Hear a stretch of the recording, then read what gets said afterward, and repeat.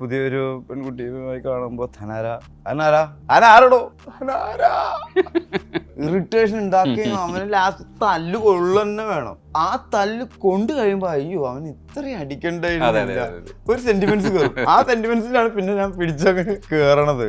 പെട്ടി എടുക്കുന്നത് മുതലേ, അതൊന്ന് സിഗരറ്റ് വലിച്ചെടുക്കുന്നത് മുതലേ, ചുണ്ടിൽ വെക്കുന്നു, കത്തിക്കുന്നു, ചുണ്ടിൽ വെച്ചിട്ട് അങ്ങോട്ടും ഇങ്ങോട്ടും മൂവ് ചെയ്യിക്കാൻ പറ്റുന്നത്, ഏറ്റവും കൂടുതൽ സ്റ്റൈലൈസ്ഡ് ആക്കാൻ ഒരു ക്യാരക്ടറിനെ വ്യത്യസ്തപ്പെടുത്താനും പറ്റുന്നത് ഈ സിഗരറ്റ് വലിയോടുകൂടിയാണ്. ലഹരിയുടെ ഉപയോഗം സിഗരറ്റ് വലിയാണെങ്കിലും കള്ളുകൂടിയാണെങ്കിലും എല്ലാ മോശം ക്യാരക്ടേഴ്സിനെയും ചിത്രീകരിക്കാൻ കള്ളിനെ ഉപയോഗിച്ചിരുന്നു. ഒരു വ്യക്തി എത്രത്തോളം നല്ലതാണോ അത്രത്തോളം അവൻ്റെ ഉള്ളിൽ ആ നെഗറ്റീവ് മോശത്തരവും ഉണ്ട്. അത്രയും മോശത്തരം ഉള്ള ഒരാളാണ് നല്ല രീതിയിൽ പെരുമാറുള്ളൂ. അത് സ്വന്തമാക്കണം എന്ന് വളരെയധികം ആഗ്രഹിക്കുകയും ചെയ്യുന്ന ഒരു സംഭവമാണ് അല്ലേ? അപ്പൊ ടോക്സിക് ആയി പോകില്ലേ? അതിനെയാണ് പ്രണയം എന്ന് പറയുന്നത്. അവൻ്റെ ബോധം വളരുന്ന സമയം മുതൽ ഇതിനെക്കുറിച്ച് മാത്രം ആഗ്രഹിച്ച് അതിനുവേണ്ടി ജീവിച്ച ആളുകളുടെ കാര്യമാണ്. ഇങ്ങനെയൊക്കെ ആയതുകൊണ്ട് ആ വഴിയിലേക്ക് എത്തപ്പെട്ടു. അങ്ങനത്തെ ആൾക്കാരെ കുറിച്ചല്ല പറയുന്നത്. It's like difference of Mohanlal and Mammukka. ഈ ആക്ഷേപം പറയുന്നത് എൻ്റെ ഇന്റർവ്യൂ എടുത്ത് പോണവർ തന്നെയാണ്. അവർക്ക് ഇപ്പോഴും വൈകണം അടുത്ത ഇന്റർവ്യൂ എന്താ തരണമെന്ന്, എന്നിട്ട് ഇവർ തന്നെ വൈകണ അതുപോലെയാണെന്ന്. ഹായ്, ഈ താനാര എന്താ സംഭവം? താനാര ഒരു പ്രയോഗമാണ്. നമ്മൾ പരിചയമില്ലാത്ത ആളുകളോട് ചോദിക്കുന്ന അല്ലേ താനാര. അതിന് ഓരോരോ സിറ്റുവേഷൻസിലും നമ്മളുടെ ടോൺ വ്യത്യാസം ഉണ്ടാവും താനാര എന്ന് ചോദിക്കുന്നിടത്ത്. ഇപ്പോൾ നമ്മൾ പുതിയൊരു പെൺകുട്ടിയുമായി കാണുമ്പോൾ തനാര എന്ന് ചോദിക്കുമ്പോൾ അനാരാടോ നമ്മുടെ ഇടയിലുള്ള ക്യാരക്ടേഴ്സ് അല്ലെങ്കിൽ നമ്മുടെ ചുറ്റും കാണുന്ന ക്യാരക്ടേഴ്സ് എല്ലാം ആക്ഷേപഹാസ്യം പോലെയാണ് കാണിക്കുന്നത്. എൻ്റെ ക്യാരക്ടർ ഒരു MLA ആണ്, യുവ നേതാവ്, ഭാര്യ മുൻ മന്ത്രിയുടെ മകളാണ് ചാന്ദിനി എന്ന ക്യാരക്ടർ. പിന്നെ അജു പോലീസ് ഓഫീസറാണ്. ദീപ്തി അപ്കമിങ് ആക്ടർ ആവാൻ ആഗ്രഹിക്കുന്ന വീഡിയോസൊക്കെ ചെയ്യുന്ന, മ്യൂസിക് വീഡിയോസൊക്കെ ചെയ്യുന്ന, പാട്ട് പാടുന്ന ഒരു പെൺകുട്ടിയാണ്. പിന്നെ വിഷ്ണു ഉണ്ണികൃഷ്ണൻ കള്ളനാണ്. സ്നേഹ അയാളുടെ ഗർഭിണിയായ ഭാര്യയാണ്. വിഷ്ണുവും സ്നേഹമില്ലാതെ ബാക്കി എല്ലാവരും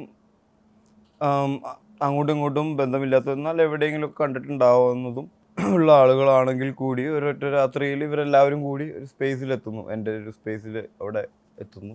ആ എത്തുന്നത് കൊണ്ട് ഇതിലെ മറ്റു ക്യാരക്ടേഴ്സിന് അല്ലെങ്കിൽ തിരിച്ചറിയപ്പെടാതിരിക്കാൻ, ശരിക്കും ഈ വ്യക്തികൾ ആരാണ് തിരിച്ചറിയപ്പെടാതിരിക്കാൻ ആദർശ് എന്ന് പറയുന്ന എൻ്റെ ക്യാരക്ടർ ഒരു പ്ലേ നടത്തുകയാണ് അവിടെ. ഇതൊരു മറാഠി ചിത്രമാണ്, മഹാരാഷ്ട്രയിൽ റിലീസായ, അത്യാവശ്യത്തിന് ഓടിയ ഒരു കൊമേഴ്ഷ്യൽ പടമാണ്. മറാത്തിയിൽ ഒരുപാട് നല്ല പടങ്ങൾ വരുന്നുണ്ട്, ഓടുന്നുമുണ്ട് അത്യാവശ്യം നന്നായിട്ട്. അത് പക്ഷേ ബോളിവുഡ് പടങ്ങളുടെ അത്ര പോപ്പുലർ അല്ല. അപ്പോൾ നമ്മുടെ ആണെങ്കിലും പുറമേയുള്ള, ഇപ്പോൾ തമിഴാണെങ്കിലും തെലുങ്കാണെങ്കിലും എല്ലാവരും ഈ ചിത്രങ്ങൾ റൈറ്റ്സ് വാങ്ങി വെക്കുന്നുണ്ട്, എന്നിട്ട് അവർ ചെയ്യുന്നുണ്ട്. നമ്മൾ മറാത്തി പടങ്ങൾ അധികം കാണാറില്ല, നമ്മുടെ ശ്രദ്ധയിലും പെടാറില്ല, അതിനത്ര എക്സ്പോഷർ ഇല്ലല്ലോ. പക്ഷെ അവിടെ നല്ല കളക്ട് ചെയ്യുന്ന പടങ്ങളാണ് അതൊക്കെ. അപ്പോൾ അതിനെ നമ്മുടെ ഇവിടുത്തെ സാഹചര്യങ്ങൾക്കനുസരിച്ച് മാറ്റിയിട്ടുണ്ട്. ശരിക്കും ഇതിനകത്ത് താനാരാന്ന് കേൾക്കുമ്പോൾ നമ്മൾ പല ഡയലോഗ്സും റിലേറ്റ് ചെയ്യും. മലയാള സിനിമയിലെ ഏറ്റവും ഹിറ്റ് ആയിട്ടുള്ള ഒരു ഡയലോഗാണ് അതുള്ളത്. തേന്മാവിൻ കൊമ്പത്ത് പപ്പു ചേട്ടൻ വെള്ളടിച്ച് വന്നിട്ട് ശോഭനയുടെ അടുത്തും ലാലേട്ടൻ്റെ അടുത്തും പറയുന്ന സീനാണല്ലോ. ഡയലോഗ് പറയും, താൻ ആരാണെന്ന് എനിക്കറിയാൻ പാടെങ്കിൽ താൻ തന്നോട് ചോദിക്കും താൻ ആരാ, അത് കഴിഞ്ഞിട്ട് എനിക്കറിയാം, അങ്ങനെ പറഞ്ഞിട്ട് അത് പുള്ളി തന്നെ ഉണ്ടാക്കിയിട്ടുള്ളൊരു സംഭവമാണ്. ചെറിയൊരു സംഭവമായിരുന്നു താൻ ആരാന്ന്. അപ്പം പുള്ളി തന്നെ ഉണ്ടാക്കി പറഞ്ഞിട്ടുള്ളതായിരിക്കണം, അല്ലാതെ അതങ്ങനെ എഴുതാൻ പറ്റില്ല ആലോചിച്ചിട്ട്. റിലേറ്റ് ചെയ്യാൻ പറ്റുന്ന മറ്റൊരു സാധനം എന്ന് പറയുന്നത്, താളവട്ടത്തിൽ നാരായണൻ വന്നിട്ട് താൻ ആരുവേ എന്ന് ചോദിക്കുന്ന ഒരു സാധനം. അത് ജഗതിചേട്ടൻ ഒരുപാട് പടങ്ങളിൽ താൻ ആരാടോ, താൻ ആരുവാ, താൻ ആരാ എന്നൊക്കെ ചോദിക്കാറുണ്ട്. ഇത് താനാരാന്ന് ശരിക്കും ഉള്ള പദപ്രയോഗം തിരുവനന്തപുരംകാരുടെയാണ്. ഇല്ല, താനാരാന്ന് ചോദിക്കില്ല. ഇല്ല, തിരുവനന്തപുരത്ത് അങ്ങനെ ആരോടാ പോയി താൻ ആരുവേന്ന് ചോദിക്കില്ല, അങ്ങനെ ചോദിക്കും. അത് തിരുവനന്തപുരം ജഗതിചേട്ടൻ്റെ അല്ലേ, അതവിടെ നിർത്തതാ. ആ ഡയലോഗ് ഓർമ്മയുണ്ടാ? അത് മരങ്ങൾക്കിടയിൽ തനിക്കതൊരു പ്രശ്നമല്ല അല്ലേ? തനിക്കതൊരു അനാവശ്യമാണെങ്കിലും അവരുടെ ആവശ്യമാണ്, അവരുടെ ആവശ്യം തനിക്ക് അനാവശ്യമായിരിക്കും.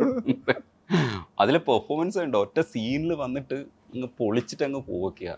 ആര് ഉള്ളടക്കത്തില് താളവട്ടത്തിൽ പുള്ളി ഒരു സീനിലുള്ളൂ. അല്ല, ആ സീനില് ഒറ്റ ഷോട്ടാണ്, ഒറ്റ ഷോട്ടിൽ ഫുള്ള് ഒന്നും മുറിച്ചിട്ടില്ല, ഫുള്ള് പെർഫോം ചെയ്തിട്ട് അവസാനം പോട്ടെ സാർ എന്ന് പറഞ്ഞിട്ട് അടി കിട്ടാൻ പോകുന്ന സാധനമാണ്. ഉള്ളടക്കത്തിലും അതേപോലെ തന്നെ. ഉള്ളടക്കത്തിൽ ഒറ്റ സീനല്ലോ. ഉള്ളടക്കം വർക്ക് ചെയ്തിട്ടുണ്ടോ? ഇല്ല, ഉള്ളടക്കത്തിൽ ഞാൻ നമ്മളിലാണ് വർക്ക്. ഞാൻ സ്കൂളിൽ പഠിക്കുമ്പോൾ ഇറങ്ങിയ പടം, അതിൽ കുതിരാനും വിഴുങ്ങിയ സീനല്ലേ. വെള്ളക്കുതിര അല്ല പറയുന്ന സാധനമുണ്ട്. നിൽക്കുന്നതിന്റെ കുതിര. അയ്യോ, ശരിക്കും ഷൈൻ്റെ പടങ്ങളില് ഒരുപക്ഷെ ഇതില് എന്റെ ക്യാരക്ടറിൽ ഞാൻ കൂടുതലായിട്ടും അപ്ലൈ ചെയ്തിട്ടുള്ള ജഗതിചേട്ടൻ്റെ ഒരുപാട് പരിപാടികൾ അപ്ലൈ ചെയ്തിട്ടുണ്ട്. ആ ഒരു മൂഡ് പിടിച്ചിട്ടുണ്ട്. അതായത് നമ്മൾ കണ്ടിട്ടുള്ള ഹ്യൂമർ ചെയ്യുന്നതും ആയിട്ടുള്ള ക്യാരക്ടേഴ്സിൽ നമുക്ക് ഏറ്റവും കൂടുതൽ വരുന്നത് ജഗതിചേട്ടനും ഇന്നസെൻ്റ് ചേട്ടനുമാണ്. ഇപ്പം നമ്മളൊരു ഹ്യൂമർ പറയുകയാണെങ്കിൽ കൂടി ഇന്നസെൻ്റ് ചേട്ടൻ്റെ ശബ്ദത്തിലും ജഗതിചേട്ടൻ്റെ ആക്ഷൻസ്, കാരണം എല്ലാം ചെയ്തിട്ടുണ്ടോ ജഗതിചേട്ടൻ അല്ലേ. ഇനിയൊന്നും ഹ്യൂമറിന്റെ മാക്സിമം പുള്ളി ഉപയോഗിച്ചിട്ടുണ്ട്. ജഗതിചേട്ടൻ ചെയ്തിട്ടുണ്ടാവുക എനിക്ക് തോന്നുന്നു അടൂർ ബാസിയുടെ ഒരുപാട് മാനറിസത്തിൽ നിന്നായിരിക്കും ഇൻഫ്ലുവൻസ്ഡ് ആയിട്ടുള്ളത്. പിന്നെ ജഗതിചേട്ടൻ ഇല്ലാത്ത പടങ്ങൾ ഉണ്ടായിരുന്നില്ലല്ലോ. അത് കാരണം നമ്മളിപ്പം മമ്മൂട്ടിയുടെയും മോഹൻലാലിൻ്റെയും ആരാധകനാണെന്ന് പറയുമ്പോൾ കൂടി ഏറ്റവും കൂടുതൽ നമ്മുടെ ആക്ടറിൻ്റെ ഉള്ളിൽ കയറുന്നത് ജഗതിചേട്ടൻ്റെ എക്സ്പ്രഷൻസും അല്ലെങ്കിൽ പുള്ളിയുടെ ടൈമിങ്ങും. ഭയങ്കര ടൈമിങ്ങിലാണ് അത് പ്രയോഗിക്കുക, അതാണ് എൻ്റെ രസം. സൂപ്പർ പരിപാടിയാണ്. ഈ ശരിക്കും ഷൈന് കൂടുതൽ ബുദ്ധിമുട്ടായിട്ട് തോന്നുന്നത് കോമഡി ആണോ? അതെ, കോമഡി ബുദ്ധിമുട്ടായിട്ട് തോന്നാറ് ഇല്ല. പക്ഷെ അതിൻ്റെ ഒരു ടീമായിട്ട് കറക്റ്റായിട്ട് സെറ്റായിട്ടില്ലെങ്കിൽ അത് ഭയങ്കര ബുദ്ധിമുട്ടായിരിക്കും ചെയ്യാൻ. കാരണം അതിനൊരു പ്രത്യേക ടൈമിങ്ങിൽ കറക്റ്റ് സാധനമുണ്ട്. ഒരു കൗണ്ടർ അടിക്കേണ്ട ഒരു സമയമുണ്ടല്ലോ. ആ സമയത്തിൽ അങ്ങോട്ടും ഇങ്ങോട്ടും വ്യത്യാസം വരുമ്പോഴും ആ റിയാക്ഷൻ കറക്റ്റായിട്ട് വരാതിരിക്കുമ്പോഴൊക്കെ ഇത് ഭയങ്കര ബുദ്ധിമുട്ടാണ് ചെയ്യാൻ. പിന്നെ ഇതിൻ്റെ ഏറ്റവും വലിയ ബുദ്ധിമുട്ട് എന്താണെന്ന് വെച്ച് കഴിഞ്ഞാൽ ഫസ്റ്റായിട്ട് നമ്മൾ ചെയ്യുമ്പോൾ അത് നല്ല രസമായിരിക്കും, രണ്ടാമത്തെ ടേക്ക് ആകുമ്പോഴും രസമായിരിക്കും. ഇതിനെ നന്നാക്കാൻ നമ്മൾ വീണ്ടും വീണ്ടും ചെയ്യില്ലേ, പിന്നെ അത് റിപ്പീറ്റ് ചെയ്ത് 10ാമത്തെ ടേക്ക് ഒക്കെ ആകുമ്പോൾ ആർക്കും ഒരു വികാരം ഉണ്ടാവില്ല. കണ്ടു നിൽക്കുന്ന ആളുകളിൽ റെസ്പോണ്ട് ചെയ്യുമ്പോഴാണല്ലോ ഇതിന് കൂടുതൽ നമുക്ക്. അപ്പൊ ഇത് നന്നായില്ലേ എന്ന് അറിയാൻ പറ്റില്ല. അങ്ങനെയായിരിക്കും ഹ്യൂമർ പടം ചെയ്യുമ്പോഴത്തെ ഏറ്റവും വലിയ പ്രശ്നം. ഇത് മൊത്തമായിട്ട് തിയേറ്ററിൽ ഇരുന്ന് കാണുമ്പോഴാണല്ലോ വർക്ക് ആവണത്. അല്ലാതെ ഇത് വർക്കായിട്ടില്ല എന്ന് നമുക്ക് ജെന്യുവനായിട്ടുള്ള ചിരിയാണോ ഇവർ ചിരിക്കുന്നത്, അല്ലെങ്കിൽ അത് ഇവർ ചെയ്യുന്ന പടം ഹ്യൂമർ സീൻ ആയതുകൊണ്ട് വെറുതെ ചിരിക്കുന്നതാണോ? നമ്മൾ അങ്ങനെ ഒരു മെന്റൽ പ്രിപ്പയർ ആയിട്ട് നിന്നുകൊണ്ട് നമ്മൾ ചിരിക്കുമല്ലോ, ഒന്നും മനസ്സിലാവില്ല. ഇതിഹാസം ചെയ്യുമ്പോഴും എനിക്ക് ആ പ്രശ്നം ഉണ്ടായിരുന്നു. കാരണം ഞാൻ പെണ്ണായിട്ടും, അതായത് ഞാൻ പെണ്ണായിരുന്ന ഞാൻ അനുശ്രീ ആണിൻ്റെ രൂപത്തിലാവുകയാണല്ലോ, പക്ഷെ ഞാനാണല്ലോ അവിടെ പോയിട്ട് പ്ലേ ചെയ്യുന്നത്. അപ്പം ഇത് നമ്മുടെ മുന്നിൽ അവിടെ മാജിക് നടന്നിട്ടില്ലല്ലോ. ഞാൻ പോയിട്ട് അവിടെ അഭിനയിക്കുന്നു, ഇവിടെ അഭിനയിക്കുന്നു എന്നുള്ളതല്ലോ. അപ്പം ഇത് വർക്കാവുന്നുണ്ടോയെന്ന് ഒരു തരത്തിലും അറിയാൻ പറ്റുന്നില്ല. പക്ഷെ അന്ന് ഫസ്റ്റ് ദിവസം പടം കണ്ടിട്ട് ഈ മാറിയിട്ട് രാവിലെ ഇങ്ങനെ എഴുന്നേറ്റ് വരുമ്പോൾ തന്നെ ആൾക്കാർ ചിരിച്ചു തുടങ്ങി. പക്ഷെ അവിടെ വർക്കാവുള്ളൂ അത്. കാരണം അഭിനയിക്കുമ്പോൾ നമുക്കറിയാലോ അത് മാറിയിട്ടൊന്നുമില്ല, ഞാനാണ് അവിടെ പോയി ചെയ്യണത്. ആ മാജിക് വർക്കാവില്ലല്ലോ. പക്ഷെ തിയേറ്ററിൽ പിന്നെ അവിടെ നിന്ന് അങ്ങോട്ട് ആ പടം ആ ഹ്യൂമറിൽ അങ്ങോട്ട് പോയി, ആ ഒരു മാറി എന്നുള്ളത്. അതാണ് ഈ സിനിമയുടെ മാജിക് എന്ന് പറയുന്നത്. പക്ഷെ അതിൻ്റെ ലൈഫിലെ കരിയറിലെ ഒരു ഇതിഹാസമാണ് ഫസ്റ്റ് മാർക്ക് എന്ന് പറയുന്നത്. പക്ഷെ അത് കഴിഞ്ഞിട്ട് ഇഷ്ക് വരെ എത്തുന്ന ഒരു കാലമുണ്ട്.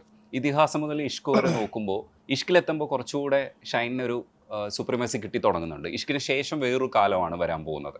ഇതിഹാസം മുതൽ ഇഷ്ക് വരെയുള്ള ഒരു കാലമുണ്ട്, ഗ്രിപ്പ് അടിച്ച് വരാൻ എടുക്കുന്ന ഒരു ടൈം. ഇതിഹാസം മുതൽ ഇഷ്ക് വരെ വേറെ എൻ്റെ കേസ് ഉണ്ടാവുന്നത് ഇതിഹാസയ്ക്ക് ശേഷം, ഇതിഹാസ ഹിറ്റായി നിൽക്കുന്ന സമയത്ത്. ആ ഒരു കാലഘട്ടത്തിൽ ക്യാരക്ടേഴ്സും പ്രോപ്പറായിട്ട് വന്നിട്ട് നമുക്ക് ലോക്കാവുന്നുമില്ല, ഇതെങ്ങോട്ടാ പോണേന്ന് പറയുന്നില്ല. അങ്ങനെയാണ് ഇഷ്ക് എന്ന് പറയുന്ന സാധനത്തിലേക്ക് എത്തുന്നത്. എന്നാലും നെഗറ്റീവായിട്ടുള്ള ക്യാരക്ടേഴ്സ് കിട്ടുന്നതിൽ പ്രശ്നമില്ല. ആ സമയത്ത് ഭയങ്കര നന്മയുള്ള നമ്മുടെ ക്യാരക്ടേഴ്സ് ആളുകളെ മുന്നിൽ അവതരിപ്പിച്ചാലും അത് വർക്കാവില്ല. മനസ്സിലായോ? ഒരാളുടെ പേഴ്സണൽ ലൈഫും അല്ലെങ്കിൽ സിനിമയിൽ കാണുന്ന ക്യാരക്ടറും തമ്മിൽ ഒക്കെ റിലേറ്റഡ് ആണ്. കാരണം എല്ലാവർക്കും അറിയാലോ എന്താണ് ഇയാളുടെ പേഴ്സണൽ എന്താണ്, ഇയാളുടെ ഇൻഡിവിജ്വൽ ആയിട്ടുള്ള ഇയാൾ എങ്ങനെയാണ്. അപ്പോൾ അതൊക്കെ റിലേറ്റഡ് ആയിട്ടാണ് ഒരു പടം കാണുമ്പോഴും അതുകൊണ്ട് പല വ്യക്തികളുടെയും ജീവിതത്തിലെ പല ഡയലോഗുകളും സിനിമയിൽ അത് അയാൾ പ്രയോഗിക്കുമ്പോൾ ഭയങ്കര കയ്യടി കിട്ടുമല്ലോ. ഇപ്പൊ ലാലേട്ടനാണെങ്കിലും പണ്ടേ ബിസിനസ് അങ്ങനെ ഇവിടെ വൈകിട്ട് എന്താ പരിപാടി എന്ന് പറയുന്നതൊക്കെ ആ വ്യക്തിയെയും റിലേറ്റ് ചെയ്തിട്ട് ഉണ്ടാവുന്ന ഒരു അങ്ങനത്തെ ഡയലോഗ്സ് ആണല്ലോ അത്. അപ്പോൾ നമ്മുടെ ആളുകൾ എല്ലാം ശ്രദ്ധിക്കുന്നത് കൊണ്ട് ഞാൻ വളരെ നന്മയുള്ള ക്യാരക്ടർ നല്ല ക്യാരക്ടർ ചെയ്യുമ്പോൾ എനിക്ക് തന്നെ തോന്നുന്നു അത് വർക്കാവുന്നില്ല സീനിൽ. ആ സമയത്ത് കിട്ടാവുന്നതിൽ ഏറ്റവും ഉറക്കപ്പെട്ട ക്യാരക്ടറാണ് ഇഷ്ക്. മനസ്സിലായ? ഞാൻ രാജുവിനോട് പറയും, നിങ്ങൾ വളരെ ബുദ്ധിപരമായിട്ടാണ് എന്നെ കാസ്റ്റ് ചെയ്തത്. കാരണം അത്രയും വെറുക്കണം ഈ ക്യാരക്ടർ, ഇറിറ്റേഷൻ ഉണ്ടാക്കുകയും അവന് ലാസ്റ്റ് തല്ല് കൊള്ളുന്നെ വേണം. ആ തല്ല് കൊണ്ട് കഴിയുമ്പോ അയ്യോ അവൻ ഇത്രയും അടിക്കണ്ടായിരുന്നില്ല, ഒരു സെന്റിമെന്റ്സ് കയറും. ആ സെന്റിമെന്റ്സിലാണ് പിന്നെ ഞാൻ പിടിച്ചങ്ങ് കേറണത്. ആളുകൾക്ക് വീണ്ടും ഒരു ചെറിയ ഇഷ്ടം തോന്നി തുടങ്ങുന്നത്. ആ സീൻസ് വർക്ക്ഔട്ട് ചെയ്യുമ്പോൾ ഈ ഷൈൻ്റെ കഥാപാത്രം വന്നിട്ട് അവിടുത്തെ ഒരു പെർഫോമൻസ് കഴിഞ്ഞിട്ട് നിങ്ങൾ ഒതുങ്ങിയതിന് ശേഷമുള്ളൊരു ഷൈൻ ടോം ചാക്കോ ഉണ്ട്. അവിടെയാണ് നമ്മൾക്ക് നിങ്ങളിലെ ഒരു അഭിനേതാവിനെ ശരിക്കും ആസ്വദിച്ചത്. ആ സ്ഥലത്ത് ബിഹേവിയർ ഉണ്ട്, അടിപൊളിയാണ്. നിങ്ങൾ രണ്ടാളും ഭയങ്കര രസമായിട്ട് ചെയ്തു. എനിക്ക് ആദ്യത്തെ ഇറിറ്റേറ്റ് ചെയ്യിപ്പിക്കുന്ന ഭാഗത്താണ് കുറച്ചും കൂടി ഡീറ്റെയിൽ ചെയ്യാൻ പറ്റും. മറ്റേത് കരഞ്ഞ് കാല് പിടിക്കുന്ന ഒരു സംഭവമാണല്ലോ. അവിടെ ആ കിടക്കണ സ്പേസ് മാത്രമേ ഉള്ളൂ ആക്ച്വലി. അല്ല, അതാണ് ഇപ്പൊ ഒരു പെർഫോമൻസിന്റെ ഏരിയ ആണ്. മറ്റേത് കുറച്ച് വൈഡ് ആയിട്ട് നിൽക്കുന്ന ഒരു കാർ പാർക്കിങ്ങും, അതിൽ അത്രയും സ്പേസ് ഞാൻ വേറൊരു പടത്തിലും കിട്ടിയിട്ടില്ല. ഒരു ക്യാരക്ടർ വേറൊരു പടത്തിലും ഒരു ആക്ടേഴ്സിനും കിട്ടിയിട്ടുണ്ടാവില്ല. ഏത് പടമാണെങ്കിലും ഏത് ക്യാരക്ടർ ആണെങ്കിലും ഏത് ആക്ടറിനാണെങ്കിലും ഒരു സീൻ കഴിഞ്ഞാൽ പോണ്ടേ, വേറെ സീനിലേക്ക് മാറുമല്ലോ. ഇത് വന്നു കഴിഞ്ഞാൽ പിന്നെ ലാസ്റ്റ് അല്ലേ പോണത്. മനസ്സിലായോ? അത്രയും ഡീറ്റെയിൽസ് കൊണ്ടുവരാം അങ്ങനത്തെ ക്യാരക്ടേഴ്സിലെ. പിന്നെ അങ്ങനത്തെ പടങ്ങൾ ഇപ്പൊ നമ്മൾ ഒരുപാട് കണ്ടല്ലോ ഇഷ്കിന് ശേഷം. പക്ഷെ ഹോളിവുഡിലൊക്കെ അങ്ങനത്തെ പടങ്ങൾ നേരത്തെ ഉണ്ട്. ഇപ്പൊ ഒരു 2 ക്യാരക്ടറും തുടങ്ങി കഴിഞ്ഞാൽ അവരെന്നെയായിരിക്കും എൻഡ് വരെ ഇങ്ങനെ സംസാരിച്ച് പോണ പോലെ ഇരിക്കും. ആഫ്റ്റർ സൺറൈസ്, ബിഫോർ സൺറൈസ് എന്നൊക്കെ പറയുന്ന പടങ്ങളൊക്കെ ഉണ്ട്. അതൊക്കെ നമ്മൾ ഈ ഡാഡി കൂൾ സമയത്ത് സമീർ താഹിർ പടങ്ങളുടെ ഒരുപാട് കളക്ഷൻ. സമീർ താഹിറിന് അങ്ങനെ അമലിൻ്റെ കൂടെയായിരുന്നു. അപ്പം അമലിന് ഈ പടം കാണുന്ന ഒരു ശീലം തന്നെയുണ്ട്. പുറമേയുള്ള എല്ലാ ഭാഷകളിലുള്ള പടങ്ങൾ ഇരുന്ന് കാണും. അതിൻ്റെ DVD ഒക്കെ ഉണ്ടാവും കയ്യിൽ, CD ബ്ലൂറേ പ്രിൻ്റൊക്കെ. അപ്പോൾ അത് സമീറിൻ്റെയിലും ഉണ്ട് അതിൻ്റെ ആ ശീലവും. അങ്ങനെയാണ് ഞാൻ കുറച്ച് പടങ്ങളൊക്കെ കണ്ടിരുന്നത് ആ സമയത്ത്. അപ്പം ഈ ടൈപ്പ് പടങ്ങളും ഉണ്ട് എന്നുള്ളത് എനിക്കറിയാം. അപ്പം അതുകൊണ്ട് അങ്ങനത്തെ ഒരു കഥ വന്ന് പറഞ്ഞപ്പോൾ നമുക്കത് റിലേറ്റ് ചെയ്യാൻ പറ്റുന്നുണ്ട്. നമ്മുടെ ഇവിടെ ഉണ്ടാവുന്ന സിനിമകൾ പാട്ടും ഡാൻസും ഇടിയുള്ള പടങ്ങളല്ലേ. അതല്ലാതെ ടൈപ്പ് പടങ്ങൾ ഞാൻ പുറമേ നിന്നാണ് കാണാൻ കണ്ട് പരിചയിച്ചു. പക്ഷെ അങ്ങനത്തെ പടങ്ങളായി പിന്നെ അധികവും ഇവിടെ അല്ലേ. ഈ കുറുപ്പിനകത്ത് ഒരു ബീഡി കിട്ടുമ്പോൾ പ്രോപ്സ് ഉപയോഗിക്കാൻ നമുക്ക് കിട്ടുന്നത് അത് പുറമേയുള്ള പടത്തിലെ ആക്ടേഴ്സിൻ്റെ ഞാൻ കൂടുതൽ കണ്ടിട്ടുള്ളത്. ഒരു പ്രോപ്പർട്ടി അവർ എപ്പോഴും നമ്മുടെ ഇവിടുത്തെ ചിത്രങ്ങളിൽ അധികവും ഡയലോഗാണ് മെയിനായിട്ടുള്ള പെർഫോമൻസ് ഏരിയ. ഡയലോഗ് കഴിഞ്ഞാൽ പോവുക എന്നുള്ളതാണ്. പക്ഷെ പുറമേയുള്ള ചിത്രങ്ങളിൽ ഞാൻ ശ്രദ്ധിച്ചിട്ടുള്ളത് എന്തെങ്കിലും ഒരു ആക്ടിവിറ്റിയിലൂടെ ആയിരിക്കും ഇവർ ഈ ഡയലോഗ് പ്രസൻറ്റ് ചെയ്യുന്നത്. മനസ്സിലായ? എന്തെങ്കിലും ഒരു പരിപാടി അവർ അവിടെ ചെയ്തുകൊണ്ടിരിക്കുന്നുണ്ടായിരിക്കും. അത് നമ്മളിവിടെ ഞാൻ ആദ്യം പിന്നെ ശ്രദ്ധിച്ചപ്പോൾ ഞാൻ നോക്കി, ഭരതൻ്റെയും പത്മരാജൻ പോലുള്ള പടങ്ങളിൽ ആക്ടേഴ്സ് എപ്പോഴും ഒരു ആക്ടിവിറ്റി ചെയ്തിട്ടാണ് ഡയലോഗ് ഡെലിവറി ചെയ്യുന്നതും ആ കഥയിലെ ഇമോഷൻസ് കൈകാര്യം ചെയ്യുന്നതും. മറ്റു പടങ്ങളിൽ ഡയലോഗ് പറഞ്ഞു പോകുന്നതും നമ്മൾ ശ്രദ്ധിച്ചാൽ അറിയാം. ഇതൊന്നും ഒരു പടം വിജയിക്കുന്നതിലും പരാജയപ്പെടുന്നതിലും കാരണമാകുന്നില്ലെങ്കിൽ കൂടി അത് സ്വാധീനിക്കപ്പെടുന്നതിൽ വളരെയധികം പ്രാധാന്യമുണ്ട്. ഒരു ക്യാരക്ടർ കൂടുതലായിട്ടും കാണാൻ പറ്റുന്നത് മറ്റുള്ള ചിത്രങ്ങളിലാണ്. ക്യാരക്ടറിൻ്റെ സ്വഭാവം അതായതുകൊണ്ട് സംഭവിക്കുന്ന കഥകളും സംഭവിച്ച് അവസാനിക്കുന്ന കഥകളുമായിട്ട് നമുക്ക് തോന്നും ശ്രദ്ധിച്ചു കഴിഞ്ഞാൽ. മറ്റത് സിനിമയുടെ സീൻ സംഭവിക്കാൻ വേണ്ടി ക്യാരക്ടേഴ്സ് പിന്നെ അതാത് സീനുകളിൽ മാറാം. അതിൽ ക്യാരക്ടർ ഉണ്ടാവില്ല, പക്ഷെ സിനിമ സംഭവിക്കാൻ വേണ്ടി. മനസ്സിലായ? ശ്രദ്ധിച്ചു കഴിഞ്ഞാൽ അറിയാം. അവിടെയാണ് ഭരതനും പത്മരാജനും ഒക്കെ മാറി നിന്നിരുന്നത്. അവരുടെ പടങ്ങളിലെ ആക്ടേഴ്സും ഇപ്പൊ ഭരതന്റെ പടങ്ങളിലെ പോലെ അല്ലല്ലോ ലാലേട്ടനും മോഹൻലാലും വേറെ പടങ്ങളിലെ. പക്ഷേ അതുപോലെ തന്നെ ആയിരിക്കണം എന്ന് പറഞ്ഞാൽ എല്ലാവരും ഭരതൻ്റെയും പോലത്തെ പടങ്ങൾ ചെയ്യുമ്പോൾ അതിലൊരു വ്യത്യസ്തത ഇല്ല. ഈ പ്രോപ്സ് ഉപയോഗിക്കുന്ന സമയത്ത് ശരിക്കും ആക്ടർക്ക് കിട്ടുന്ന ആനുകൂല്യം, പ്രോപ്പ് ഉപയോഗിക്കുമ്പോൾ ഉണ്ടാവുന്ന ഒരു ചില സാധനങ്ങളൊക്കെ നമ്മുടെ മാനറിസത്തേക്ക് ഒതുക്കാനോ ഇല്ലെങ്കിൽ നമുക്ക് കുറച്ചുകൂടെ കാര്യങ്ങൾ കമ്മ്യൂണിക്കേറ്റ് ചെയ്യാനോ ഒക്കെ ആ സീനിൽ പറ്റിയേക്കാം. പക്ഷേ എങ്ങനെയാണ് അത് പോസിറ്റീവായിട്ടും വരും, ചിലപ്പോൾ നെഗറ്റീവായിട്ടും വരും. ഈ പ്രോപ്സ് ഉപയോഗിക്കേണ്ടി വരുമ്പോൾ അതും കൂടെ നമ്മൾ ശ്രദ്ധിക്കണമല്ലോ, അത് ഹാൻഡിൽ ചെയ്യണമല്ലോ. പക്ഷേ കുറച്ച് കഴിയുമ്പോൾ തഴക്കം വരും. അതെങ്ങനെയായിരുന്നു ഇപ്പോൾ കുറിപ്പിലൊക്കെ ആ ബീഡി? ഞാൻ സിഗരറ്റ് വലി തുടങ്ങുന്നത് ഇപ്പോഴും വലിച്ചുകൊണ്ടിരിക്കുന്നത് ഒരിക്കലും സിഗരറ്റ് വലിക്കാനുള്ള നിക്കോട്ടിൻ്റെ അഡിക്ഷനിലല്ല. ഈ സിഗരറ്റ് ഉപയോഗിക്കുന്നതിലൂടെ എനിക്ക് കാണിക്കാൻ പറ്റുന്ന ചേഷ്ടകൾ, ഒരു സിഗരറ്റ് പെട്ടി എടുക്കുന്നത് മുതൽ അതിൽ നിന്ന് സിഗരറ്റ് വലിച്ചെടുക്കുന്നത് മുതൽ ചുണ്ടിൽ വെക്കുന്നു, കത്തിക്കുന്നു, പിന്നെ അതിനെ ചുണ്ടിൽ വെച്ചിട്ട് അങ്ങോട്ടും ഇങ്ങോട്ടും മൂവ് ചെയ്യിക്കാൻ പറ്റുന്നത്, ഇങ്ങനത്തെ കുറേ ആക്ടിവിറ്റീസ് ഉണ്ട്. ഏറ്റവും കൂടുതൽ സ്റ്റൈലൈസ്ഡ് ആക്കാനും ഒരു ക്യാരക്ടറിനെ വ്യത്യസ്തപ്പെടുത്താനും പറ്റുന്നത് ഈ സിഗരറ്റ് വലിയോടുകൂടിയാണ്. മനസ്സിലായ? അപ്പോൾ കുറുപ്പിലെ പോലെ ആയിരിക്കില്ല എല്ലാ പടത്തിലും ഞാൻ സിഗരറ്റ് വലിക്കുന്നത്, അല്ലെങ്കിൽ ഭീഷ്മയിലെ പോലെ ആയിരിക്കില്ല ഞാൻ മറ്റു പടങ്ങളിൽ സിഗരറ്റ് വലിക്കുന്നത്. അപ്പോൾ അങ്ങനെ മൈന്യൂട്ടായിട്ടുള്ള കുറേ ഡീറ്റെയിൽസ് സിഗരറ്റ് വലിയിലൂടെ കൊണ്ടുവരാം. സിഗരറ്റ് വലിയിലെ ഏറ്റവും വലിയ അഡിക്ഷൻ അതിൻ്റെ ആക്ടിവിറ്റിയാണ്. മനസ്സിലായ? ഇപ്പോൾ ഭീഷ്മയിലാണെങ്കിൽ തന്നെ ആളുകൾക്ക് പെട്ടെന്ന് നോട്ട് ചെയ്യുന്നത് അത് ഇരുന്ന് സിഗരറ്റ് വലിക്കുന്നത് ആ പാട്ടിൻ്റെ ഇടയിൽ. മനസ്സിലായ? ഞാൻ വളർന്ന സാഹചര്യം വെച്ച് നോക്കുമ്പോൾ സിഗരറ്റ് വലി ഭയങ്കര സ്റ്റൈലൈസ്ഡ് ആയിട്ടുള്ള ഒരു ആക്ടിവിറ്റി ആയിരുന്നു ആ കാലത്ത്. ജാക്കി ഷറഫിൻ്റെ ഒക്കെ പരസ്യങ്ങൾ കണ്ടിട്ടില്ലേ? അപ്പം അതിലാണ് നമ്മൾ കൂടുതൽ അട്രാക്റ്റഡ് ആവുന്നത്.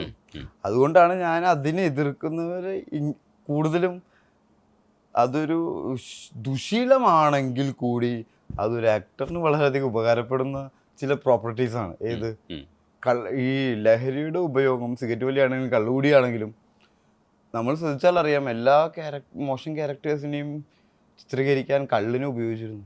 ബിൽഡ് ചെയ്യാൻ കള്ളടി അല്ലേ? കള്ളടി സീൻസ് ഇല്ലാത്ത പടങ്ങൾ കുറവായിരുന്നില്ലേ?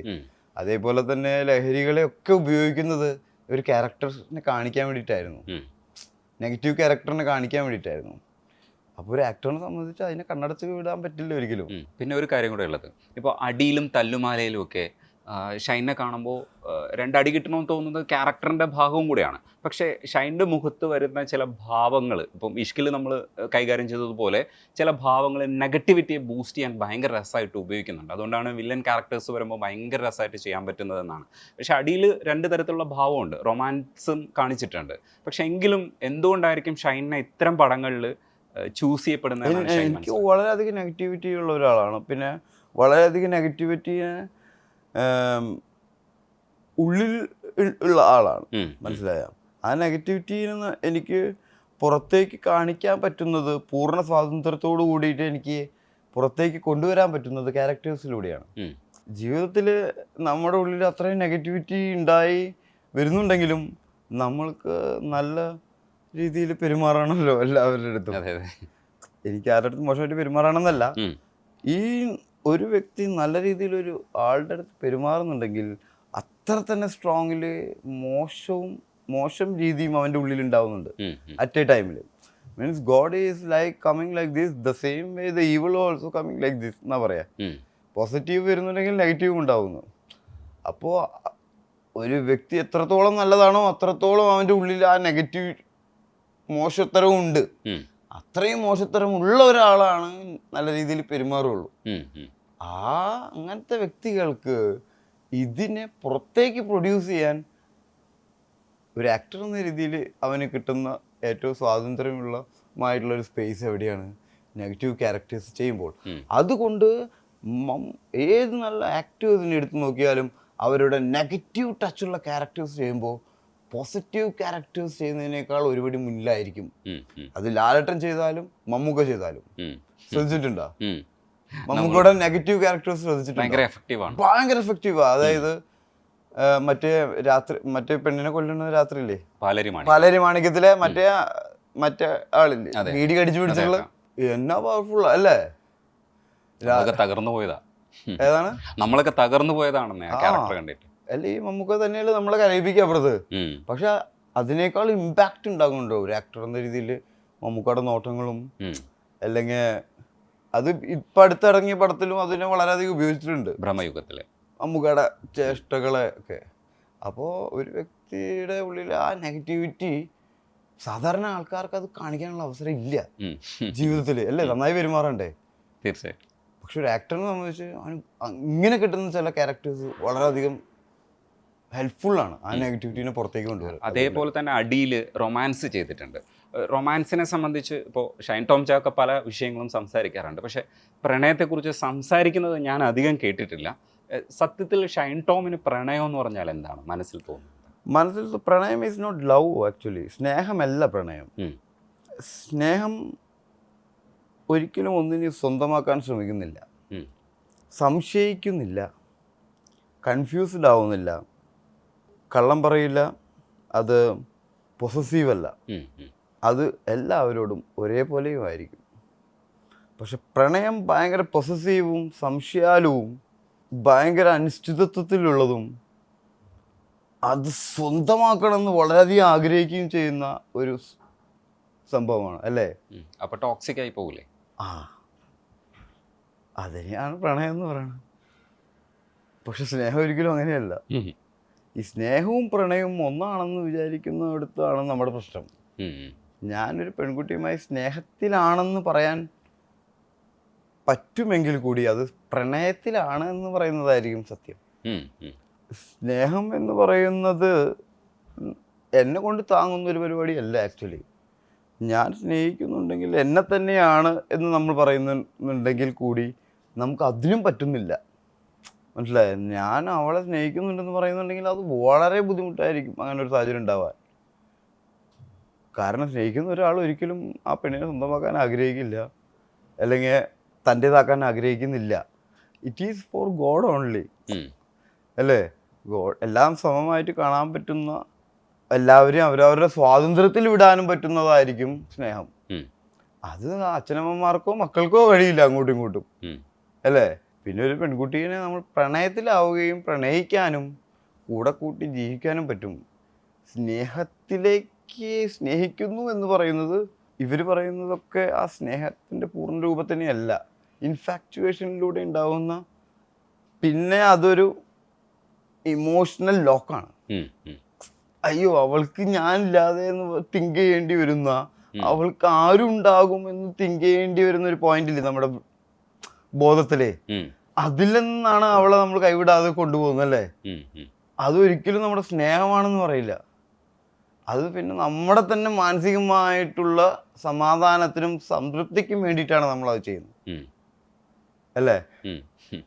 അല്ലെങ്കിൽ അവള് വേറൊരു ഇഷ്ടമുള്ള ആളുമായിട്ട് പോകുമ്പോൾ നമ്മൾ അവളെ കൈപിടിക്കില്ലല്ലോ, പോയിട്ട് വരാൻ പറയില്ലേ? അല്ല, ഞാൻ പറഞ്ഞത് അങ്ങനെയല്ല. മനസ്സിലായ? അതേപോലെ തന്നെ ഞാൻ ഒടുവിൽ കണ്ട സിനിമ ലിറ്റിൽ ഹേർട്സ് ആണ്. ലിറ്റിൽ ഹേർട്സ് കൊച്ചു ഹൃദയമുള്ളവരുടെ ഒരു സിനിമയാണ്. ഇത്തരം കഥകളൊക്കെ വരുമ്പോൾ ഷൈൻ ടോം എങ്ങനെയാണ് ഇത് സെലക്ട് ചെയ്യുന്നതെന്ന് എനിക്കറിയില്ല. പലതരത്തിലുള്ള വ്യത്യസ്തതകൾ ഷൈൻ ടോം സെലക്ട് ചെയ്യാറുണ്ട്. അതേപോലെ തന്നെ ചില സിനിമകളിൽ പോയി തലവയ്ക്കാൻ പാടില്ലായിരുന്നു എന്ന് നമുക്ക് തോന്നുകയും ചെയ്യും. ശരിക്കും ഒരു സെലക്ഷൻ പ്രോസസ്സ് നടക്കുന്നില്ലേ, അതോ ധ്യാനൊക്കെ പോലെയാണോ? ഏത് സിനിമകൾ നിരന്തരമായിട്ട് ചെയ്യാൻ ആഗ്രഹിക്കുന്ന ഒരാളാണ്. കാരണം രാവിലെ എഴുന്നേറ്റ് ജോലി ചെയ്യുന്നവർക്ക്, നിങ്ങൾക്ക് എല്ലാവർക്കും രാവിലെ എഴുന്നേറ്റ് ജോലി ചെയ്യാനുണ്ടല്ലോ. അതേപോലെ ആക്ടറിന് രാവിലെ എല്ലാ ദിവസവും അവന് അഭിനയിക്കണം എന്നുള്ള ആഗ്രഹമാണ് ഉണ്ടാവുന്നത്. അതാണ് അഡിക്ഷൻ. മോസ്റ്റ് അഡിക്റ്റഡ് ആണ് അതിൽ ആക്ടർ. അതുകൊണ്ടാണല്ലോ ഇപ്പോഴും ലാലേട്ടനും മമ്മൂക്കൊക്കെ ഇപ്പോഴും രാവിലെ എഴുന്നേറ്റ് വന്ന് രാത്രി വരെ നിൽക്കുന്നത്. ഒരു പടത്തിന്റെ ഷൂട്ട് കഴിഞ്ഞാൽ പിറ്റേ ദിവസം തന്നെ അടുത്ത പടം തുടങ്ങുന്നത്, ഒരു ടൂറിനൊന്നും പോവാതെ, അല്ലേ? അതിന്റെ ഇടയിൽ പോയി ഡബ് ചെയ്യുന്നത്. It is addiction. 2 ദിവസം ഒന്നും ചെയ്യാതെ ഇരുന്ന് കഴിഞ്ഞാൽ പറ്റില്ല വീട്ടിലിരിക്കാൻ, മനസ്സിലായ? ഒരുതരം മാനസിക സംഘർഷങ്ങളിലൂടെയാണ് പോവുക. അത് താങ്ങാൻ പറ്റില്ല ഒരു ആക്ടറിനെ സംബന്ധിച്ച്. എല്ലാ ആക്ടേഴ്സിൻ്റെ കാര്യമല്ല പറയണം. ജനനം മുതൽ അവൻ്റെ ബോധം വളരുന്ന സമയം മുതൽ ഇതിനെക്കുറിച്ച് മാത്രം ആഗ്രഹിച്ച് അതിനുവേണ്ടി ജീവിച്ച ആളുകളുടെ കാര്യമാണ്. ഇങ്ങനെയൊക്കെ ആയതുകൊണ്ട് ആ വഴിയിലേക്ക് എത്തപ്പെട്ടു. അങ്ങനത്തെ ആൾക്കാരെ കുറിച്ചല്ല പറയുന്നത്. It's like difference of Mohanlal and Mammukka. അവർക്ക് ഇത് മാത്രമായിരിക്കും ഉള്ളിൽ ഉറക്കത്തിലും ചിന്തകൾ ഉണ്ടായിട്ടുണ്ടാവുക. അവർക്ക് പഠനം ചെയ്യുക എന്നുള്ളതാണ്, അവർ ചെയ്യുന്ന ഇഷ്ടപ്പെട്ട ആ സാധനം ചെയ്യുക എന്നുള്ളതാണ്. അപ്പം മാക്സിമം ഞാൻ ഡേറ്റ്സ് ഒക്കെ കംപ്ലീറ്റ്ലി എല്ലാം ഷൂട്ട് ആയിട്ട് എന്നെ അങ്ങനെ വെക്കാൻ പറയും ഡാഡിനോട്. രാത്രി ആണെങ്കിൽ രാത്രി വേറെ ആൾക്കാർക്ക് കൊടുത്തു, മനസ്സിലായ? ഉം. ഈ ഷൂട്ടില്ലാത്ത സമയം കടന്നു പോകാൻ ഭയങ്കര ബുദ്ധിമുട്ടാണ്. ഉം. ഉം. രാവിലെ എഴുന്നേറ്റ് ക്യാമറയുടെ മുന്നിലേക്ക് വരിക എന്ന് പറയുന്ന സംഭവമാണ് നമ്മളെ സംബന്ധിച്ച് ഏറ്റവും സേഫ് ആയിട്ടുള്ള കംഫർട്ടും ആയിട്ടുള്ള സമയങ്ങൾ. അതിനിടയ്ക്കാണ് ഇപ്പോൾ നമ്മൾ പ്രൊമോഷനും ഇതിൻ്റെ ഭാഗമാണ്. ഇൻ്റർവ്യൂസിൽ 2 സ്റ്റാറുകൾ നമുക്കുണ്ട്. അതിലൊന്ന് ഷൈൻ ടോം ചാക്കോവും പിന്നെ സൂപ്പർ സ്റ്റാർ എന്ന് പറയുന്നത് ധ്യാൻ ശ്രീനിവാസനുമാണ്.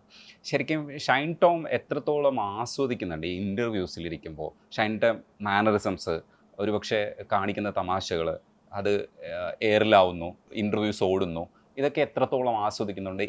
എങ്ങനെയാണ് അതിനെ നോക്കി? ആക്ച്വലി ഞാൻ എൻ്റെ പടം ചെയ്യുന്ന സമയത്ത് ചെയ്യുന്ന ക്യാരക്ടർ ഡിഫറൻസ് പോലെ ഞാൻ ഇൻ്റർവ്യൂസിലൊക്കെ ചെയ്യാറില്ല. എല്ലാ ഇൻ്റർവ്യൂസിലും ഒരൊറ്റ ക്യാരക്ടറല്ലേ ഉള്ളൂ. അതിന് ആ ക്യാരക്ടറും ആ ചേഷ്ടകളും സിനിമയിലെ ക്യാരക്ടേഴ്സിൽ മാച്ചായി വരാം. കാരണം ഞാൻ തന്നെയാണല്ലോ ചെയ്യുന്നത്. ചിലപ്പോൾ അങ്ങനെ ഒരു ആക്ഷേപം കേട്ടിട്ടുണ്ട്. അത് ആക്ഷേപമല്ല, ഞാൻ സെയിം ആൾ തന്നെയല്ലേ. അപ്പൊ ഞാൻ കൈ ഇങ്ങോട്ട് എടുക്കുമ്പോൾ ഇങ്ങനെ തന്നെയല്ലേ കാണാൻ പറ്റുള്ളൂ. പക്ഷെ സിനിമയിൽ ചെയ്യുമ്പോൾ ഓരോ ക്യാരക്ടറിനും വസ്ത്രധാരണത്തിനാണെങ്കിലും ലുക്കിലാണെങ്കിലും അത് കാണിക്കുന്ന രീതിയിലാണെങ്കിലും വ്യത്യാസം കൊണ്ടുവരാൻ ശ്രമിക്കാറുണ്ട്. അത് മൈന്യൂട്ടായിട്ട് നോക്കിയാൽ എനിക്ക് മനസ്സിലാവും. ഇപ്പൊ ഒരു 50 ക്യാരക്ടർ എൻ്റെ അടുത്ത് ആ ചിത്രങ്ങൾ ഏത് പടത്തിലാണെന്ന് എനിക്ക് പറയാൻ പറ്റും. പക്ഷെ ഇന്റർവ്യൂസ് ഇത്രയധികം കൊടുക്കുന്നത് കൊണ്ട് മാത്രമാണ് അങ്ങനെ ഒരു ആക്ഷേപം ഉണ്ടാവുന്നത്. അതുകൊണ്ട് എനിക്കൊരു പ്രശ്നമില്ല. ഈ ആക്ഷേപം പറയുന്നത് എൻ്റെ ഇന്റർവ്യൂ എടുത്ത് പോണവർ തന്നെയാണ്. മനസ്സിലായ? അവർക്ക് ഇപ്പോഴും ചോദിക്കണം അടുത്ത ഇന്റർവ്യൂ എന്താ തരണെന്ന്. എന്നിട്ട് ഇവർ തന്നെ ചോദിക്കണേ അതുപോലെയാണെന്ന്.